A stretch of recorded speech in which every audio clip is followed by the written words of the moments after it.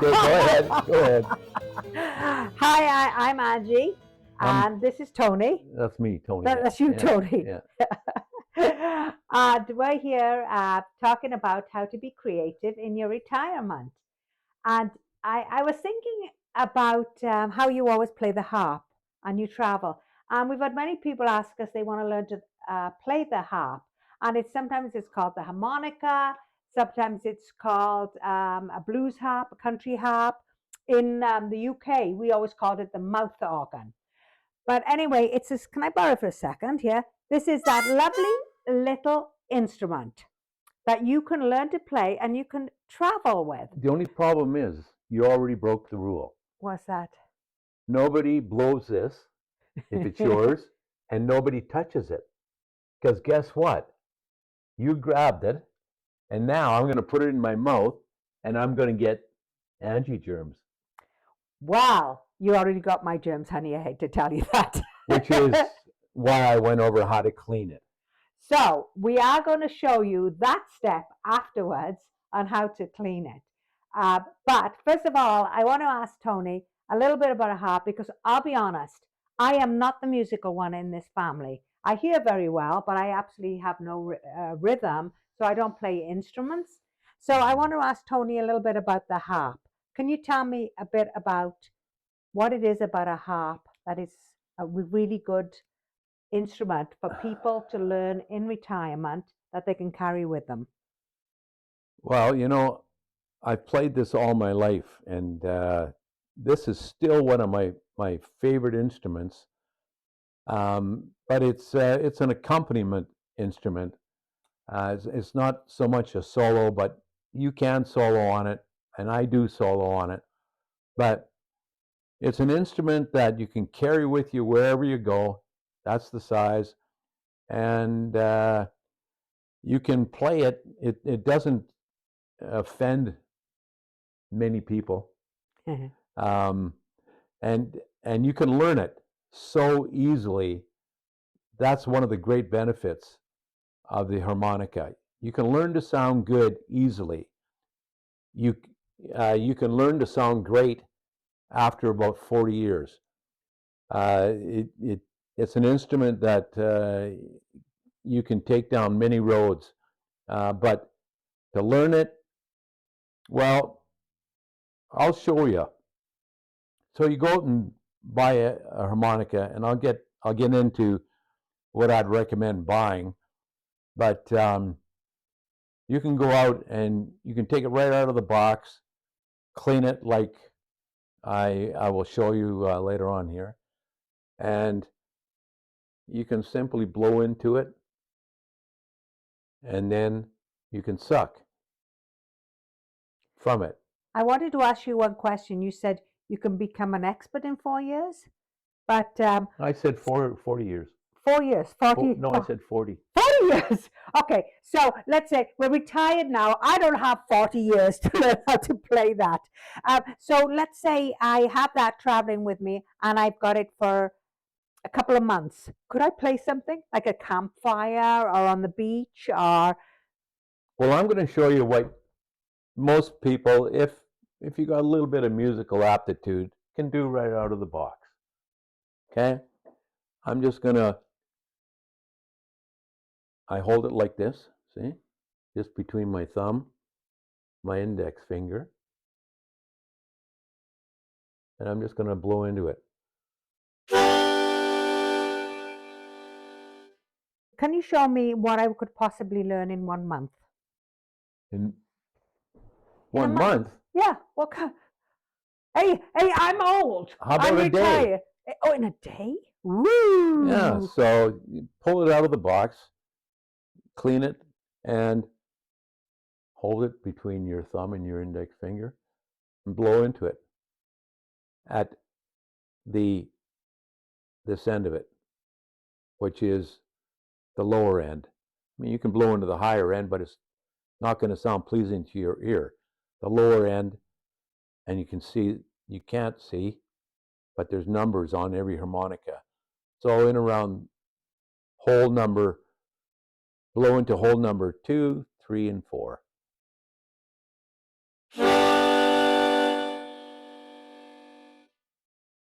I think I could do that. Okay. Now I'm going to blow into hole 2, 3, and 4, and then I'm going to suck into from hole 2, 3, and 4. Oh, is that a double Mm. entendre? Just wondering.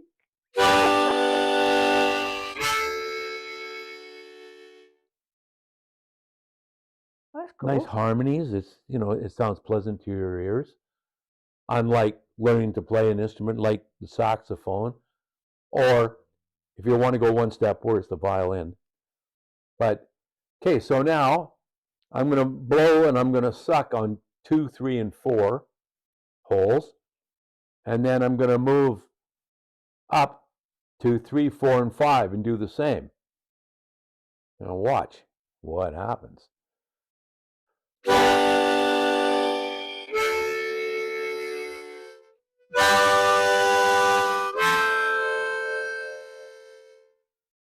Completely different sound. Well, I'm just going to play a series of notes in a pattern that I feel like playing, and you'll see. It's just simply blowing and sucking.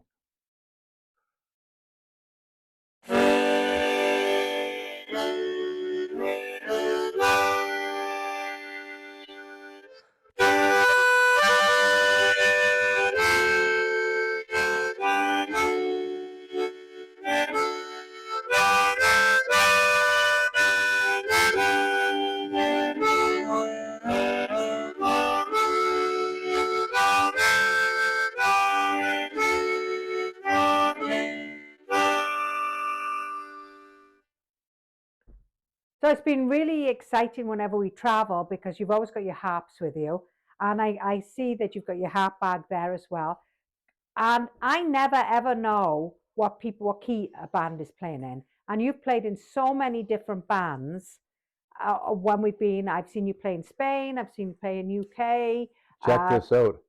and you have this whole bag. I remember when we were in the UK that you were playing with a group called the Hicksters, and they wanted you to come down and had a certain key, and we had to go all over town to find the right harp for you to play. So can you tell me what are the different keys and when would you use them? Or the different harps, should I say? Well, first of all, this little case here carries several different harmonicas, as you can see. I usually carry 6. That covers most um, keys for what I normally sit in with. But I was just thinking, this little case has been almost around the world a couple of times. That's pretty cool. But anyways, you'll see I've got a C, D, E, F, G, A, which are all steps of the musical alphabet. And if a song is in the key of C and you're playing country or folk harp, you use a C harp. And if you're going to play blues, that's a video for another time because you have to use a different harp and you need to have some musical knowledge, which I'll go into on a different video. But that's why I have to carry all these different harps. These are called diatonic harmonicas because they, like for instance, a C harp. You can blow a C harp if the person is in a key of C major, and you can't go far off. It will sound harmonic in the key of C major to whatever the other players are playing. Whereas the chromatic harmonica, and the chromatic harmonica has a little button on the side that when you're playing it, you push it, you let it go, you push it. The diatonic harmonica is one of the easiest instruments to play. The chromatic harmonica is one of the most difficult instruments on the planet to play. That's why you don't see many of them played. And when they're played good, it's magical. And one of the famous people, one of the only famous people. There are few, but very few and far between. But the most popular one is Stevie Wonder, and people don't realize the complexity of what's going on when he's playing that instrument, because he blows, he gets one note. He sucks, he gets another note. He pushes it in, he gets another note. He lets it out, he gets another note. And to put all those together with all the notes on a chromatic harmonica is extremely, extremely difficult. So, Tony, as I'm the layperson here, and there's a lot that I don't know, I want to ask you one thing. When we were in Thailand, we met up with a great musician called Kenny, one wonderful fella there, and you were with him, and he was talking about bending a note, and he wanted you to teach him how to bend a note. Can you explain a little bit more about that? And you also talked about vibrato. I have no idea what you're talking about. Well, this is getting a little more advanced, but I mean, you can go on YouTube and find how to do it. I'll just show you the what they sound like. Like vibrato is when you hold a harmonica and you cup your hand in behind it and you swing it open as if your hand's on a hinge, and it sounds like this.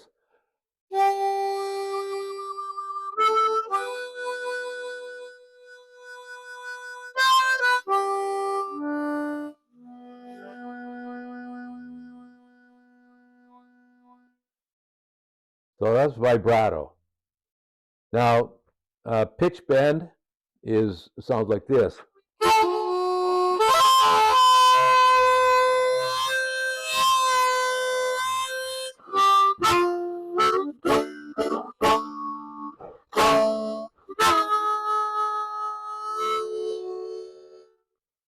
So you can see the note starts off lower and goes up higher. And there's all kinds of places on YouTube if you want to learn how to do that. I'm sure there is. I don't know if there is or not. But if there isn't, just drop a little link down below there, and I'll give you the ins and outs of how to bend notes and all that sort of good stuff. One important thing about the harmonica is that it's an instrument that you blow into and you also suck into. So the last thing you want to do is to be sucking in bacteria and germs. So it's super important to clean these little instruments. So what I do, and you'll see it here, is I drop it into boiling water. It's the same principle as how they sterilize medical equipment. So here's how it's done.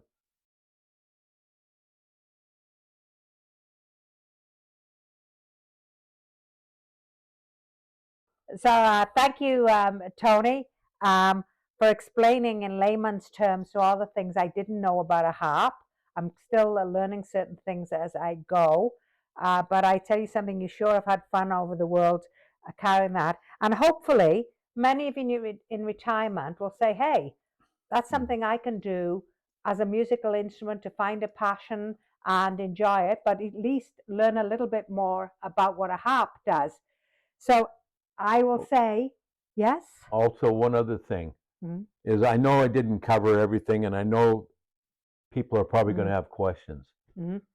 Leave me a question, and I'd love to answer it. I love to talk music with anybody. So there you are. You can get hold of Tony, and he can give you some information, or hopefully he can steer you in the right direction.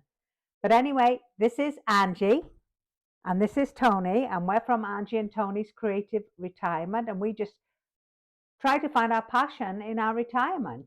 And if you like what you hear, don't forget to hit the subscribe button, and you can hear more of what we're doing and what we're up to and what Tony's doing.